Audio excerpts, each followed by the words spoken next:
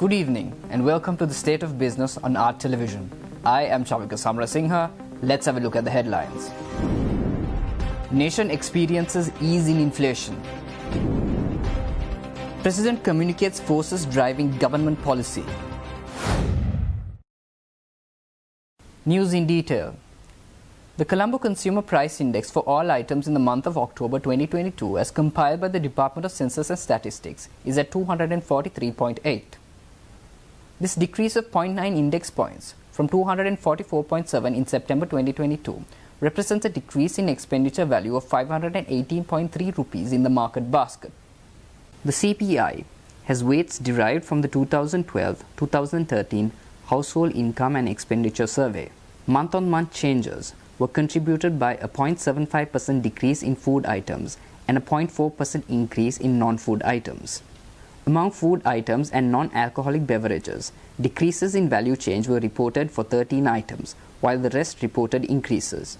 Among non-food groups, increases in value change were reported for all groups except education, which remained unchanged. The overall rate of inflation on a year-on-year basis is 66% in October 2022, and the inflation calculated for September 2022 was 69.8%. The year-on-year inflation of the food group decreased to 85.6% in October 2022 from 94.9% in September 2022, and the year-on-year inflation of the non-food group decreased to 56.3% in October 2022 from 57.6% in September 2022. On a year-on-year basis, contribution of food commodities to inflation was 28.09% in October 2022. Contribution of non-food items was 37.85%. This was mainly due to increases in value change in all groups. The moving average inflation for the month of October 2022 is 38.3%.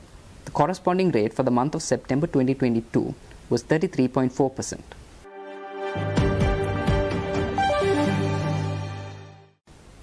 Outstanding credit card balance of the licensed commercial banking sector continued its ascent for the second month in a row.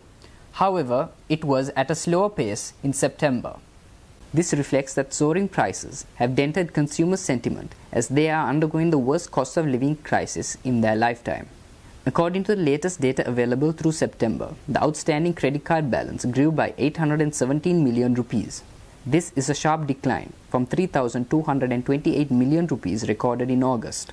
The monthly changes in the outstanding credit card balance offers a distant proxy for the credit card and consumer spend. Credit card penetration remains extremely low compared to developed markets where changes in credit card spend provides a clearer idea of consumer health. During tough times, there is a tendency to dig deeper into credit card debt as income becomes insufficient to meet requirements. However, credit card debt tends to fall when household balance sheets get tighter.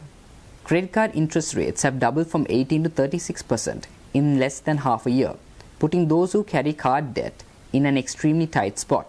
As a result, some banks resorted to further tightening their credit standards on their cardholders by slashing pre-approved card balances.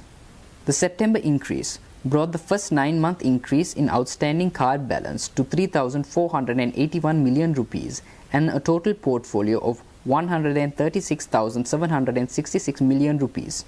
Meanwhile, in September, the number of active cards also rose by 8,134.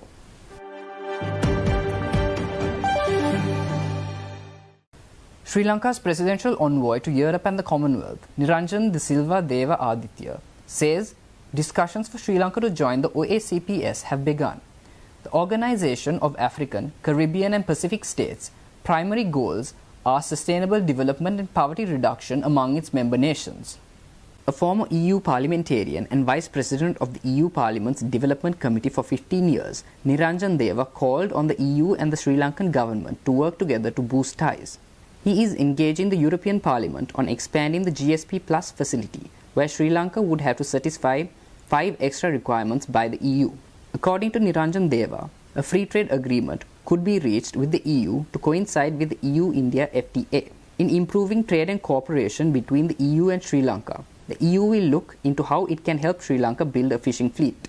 During these discussions, the presidential envoy presented the Sri Lankan president's report on the effects of global famine and a lack of food and fertilizer on Sri Lanka, as well as measures to expand trade and investment. For funding from the UN Green Climate Fund and the EU, Sri Lanka should request the EU to temporarily classify it as a low-income nation. He maintains that joining the OACPS has environmental, social and economic benefits for the country, as it seeks to strengthen ties with African and Caribbean states. Joining the OACPS is viewed in part as a stepping stone, as it will improve chances of receiving assistance from other organizations such as the EU.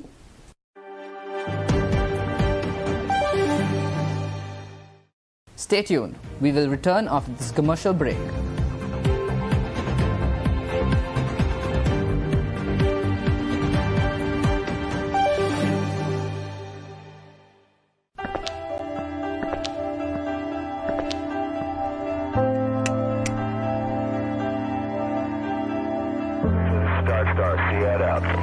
IWS Aviation.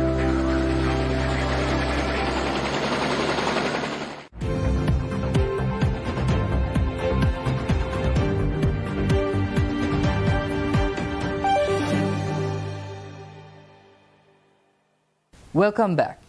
President Ranil Wickremesinghe recently detailed the economic environment in which the nation's government is operating.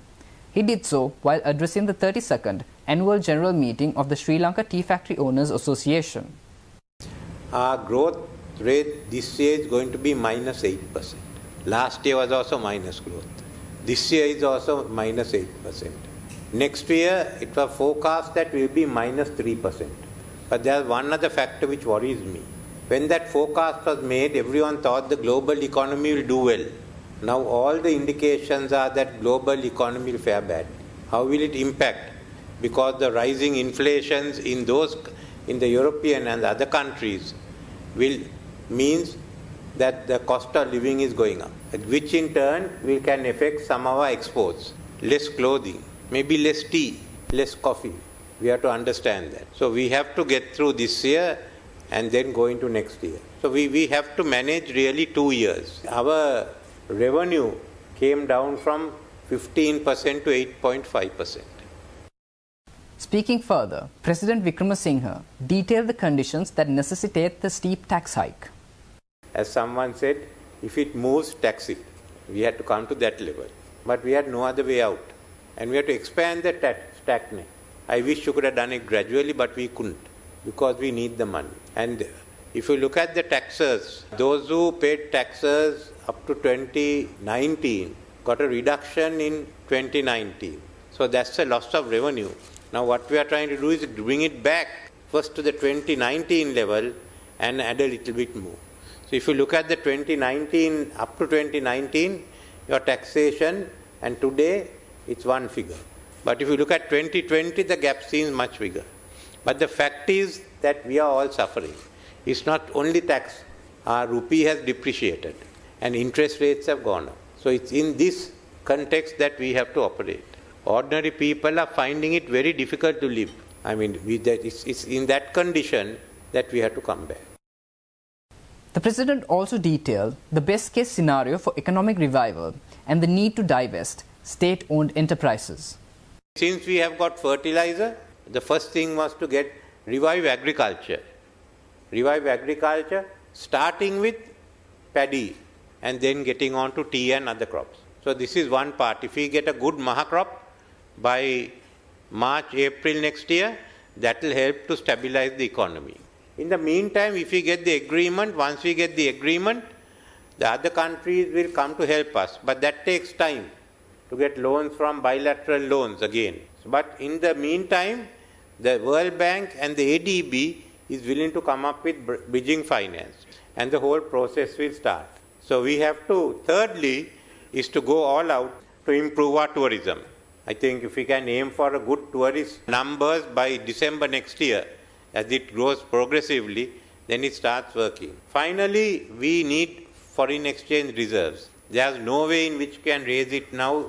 There's only one way in which we can raise it, because we exhausted everything else. We have to sell some of our enterprises for dollars so that we can at least put $3 to $4 billion into the reserve, strengthening the rupee further. It will make life that much more affordable. If you are moving to a completely market economy, and a high growth economy. This is the only step that we can take, because so far having a vast state sector did not enable the economy to grow that fast.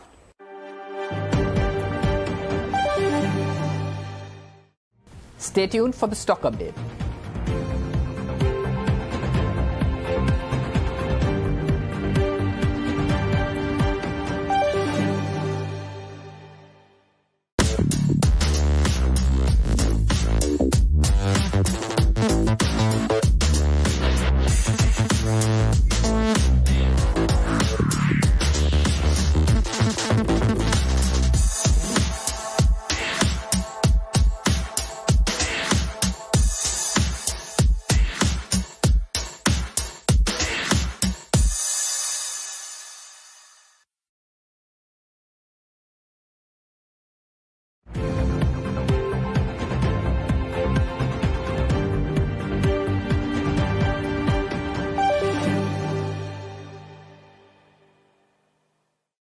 Welcome back. Trading at Colombo Stock Exchange ended on positive notes today. The all-share price index gained 3.69 points to close at 8,605.85, and the S&P SL20 gained 19.99 points to close at 2,610.6. The turnover was 1.2 billion rupees and over 33 million shares were traded. Up next are forex rates.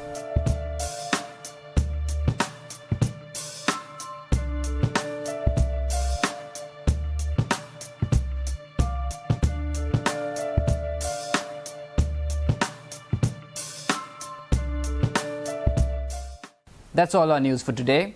For this and more, subscribe to our channel on YouTube and follow us on Facebook. Take care and good night.